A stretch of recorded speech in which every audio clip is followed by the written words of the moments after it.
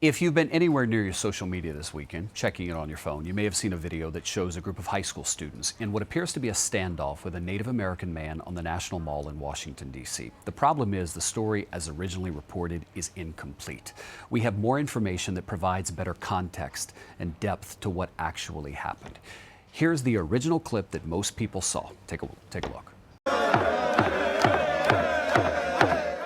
So this all went down Friday in Washington, D.C. The Indigenous Peoples March coincided with the March for Life. That is an anti-abortion rally.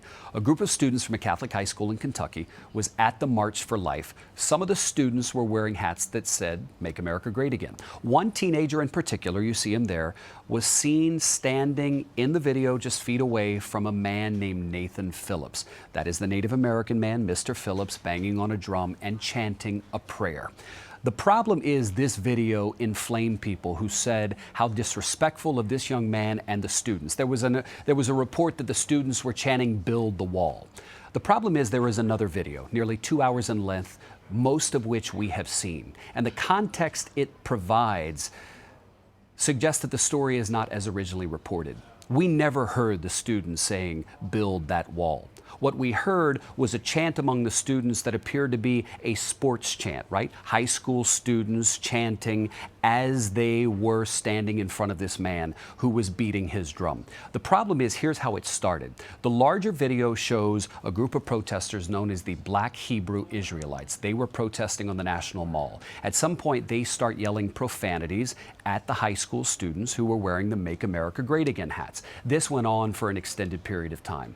At one point, Mr. Phillips walks into the middle of the group, inserts himself in the situation, and as he later told us, he was trying to diffuse the situation.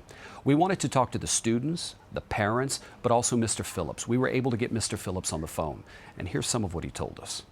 Tell me, Mr. Phillips, how did you come in contact with that young man? Where were you when you encountered him in that moment? Were you leaving? Were you coming? What it started out with is these young students weren't really aggressive towards the indigenous people. They were there, they seen us, they had their, it was a thing, but their focus was on 4 black individuals. And when I put myself between that mass and the 4 black individuals, that's where I was at. And that's when I was singing, that's where that prayer, that movement of prayer put me. Tell me what you mean about the 4 black individuals. How were they a factor in this? Oh, so at the beginning of all of this, as we were breaking down, there was these individuals there that were doing free speech exercise out there on the mall. And what were they saying? They were quoting Bible verses. They were saying things like what really got the first incident I witnessed was the one individual said, "Jesus is not white, he's black like me." And one of the young kids that was standing there looking there with the red hat on, he looked really offended. But he took offense. They went away, came back with twice the number, maybe 12, 15 people, and they haunted back and forth between these black Israelites and the mega hat wearers. So, Mr. Phillips, yeah. I want to make sure I'm understanding you correctly. There were the individuals who were black, who were making statements about Jesus not being white, and then there were the demonstrators who were white, and they're the ones who were sort of getting into it, and you stepped in the middle. Is that correct? Yeah, they're called the Lost Tribe of Israel. Okay. When this was happening, it took a while from the first incident to the point where there was over 100, maybe 200 of these Life Matter marchers.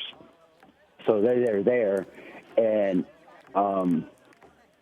that's when things started getting really ugly. Did you say anything to him? No, I was singing, I was praying. I stayed in prayer. Did he ever say anything to you? No, he didn't say nothing.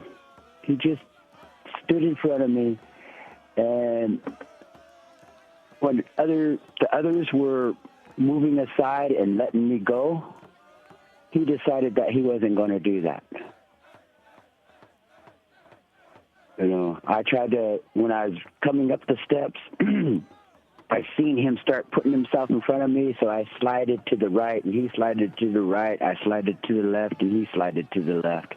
So by the time I got up to him, we were right in front of him. He just pushes himself and made sure that he aligned himself with me, so he stopped my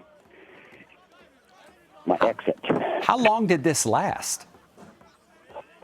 Well, from the time I found myself in front of that crowd with the drum and the song, and I was singing, to the time I was in front of him, maybe three minutes. And how did it end? Singing. Who separated you guys? It ended with all those students just leaving, kind Okay. of like in a mass. At the last minute, they all left.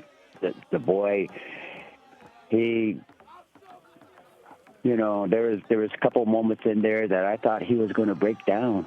I wonder what you want to happen to that young man. That young man, I wouldn't want to see nothing, you know, happen to him. I don't wake up trying to, you know, setting out to hurt nobody ever. You know, I wake up in the mornings, I say my prayers. What can I do to make a better world? You know, that's how I start my day. So you don't want him to be expelled or suspended or disciplined? That's, you know, I think the one who should be punished are the supervisors of those schools, the ones who brought them to Washington, D.C. to allow those youth to behave that way. There should have been an adult there responsible to tell them this is a wrong behavior. You know, and that's, you know, how did it come to be me being there to stand between youth and Americans who were exercising their right to freedom of speech, freedom of religion. That young man is going to go back to school in Kentucky. He'll be disciplined, no doubtedly. If you were to look him in the face again, what would you tell him? To live a good life and treat people with respect and treat himself with respect, to forgive himself, you know, to forgive others, treat each other with, you know, treat others the way he wanted to be treated. You know. To forgive himself. That is a very powerful statement coming from you, Mr. Phillips. Nathan Phillips, thank you for your time. You bet. Again, it's important to add the original story was incomplete. Now we hope you have more context. The school is saying that the students could be disciplined, possibly even expelled. But the video, as we've seen it, shows Mr. Phillips walking into the group, inserting himself, trying to defuse the situation between the students and the black Hebrew Israelites. And more notably, Mr. Phillips says that that young man standing right in front of him should actually forgive himself. Mr. Phillips never once said he thought the kids should be punished. In fact, he thinks the adults are to blame for not stepping in sooner.